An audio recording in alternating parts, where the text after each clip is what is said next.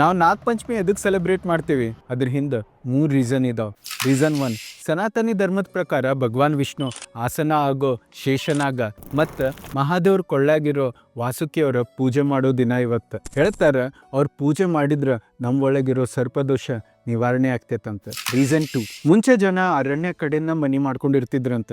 ಯಾಕಂದ್ರೆ ಅವ್ರಿಗೆ ಆ ಟೈಮ್ದಾಗ ವೆಜಿಟೇಷನ್ ಮತ್ತು ಕಡ್ಗಿ ಸಂಬಂಧ ಕಾಡು ಕಡೆ ಹೋಗ್ಬೇಕಾಗ್ತಿತ್ತು. ಆ ಟೈಮ್ದಾಗ ಜನಕ್ಕೆ ಸ್ನೇಕ್ ಜೋಡಿ ಎನ್ಕೌಂಟರ್ ಆಗೋ ಸಿಚುವೇಶನ್ ಭಾಳ ಆಗ್ತಿದ್ವಂತ. ಅದಕ್ಕೆ ಜನ ಇದ್ರಲಿಂತ ಪ್ರೊಟೆಕ್ಷನ್ ತೊಗೊಳಕ್ಕೆ ನಾಗ ಪೂಜೆ ಮಾಡಕ್ಕೆ ಶುರು ಮಾಡಿದ್ರಂತ. ರೀಸನ್ 3, ರೈತರು ತಮ್ಮ ಹೊಲದೊಳಗಿರೋ ಕೀಟ ಮತ್ತು ಇಲಿಗೆ ದೂರ ಮಾಡಕ್ಕೆ ನಾಗದೇವತೆ ಪೂಜೆ ಮಾಡ್ತಾರಂತ.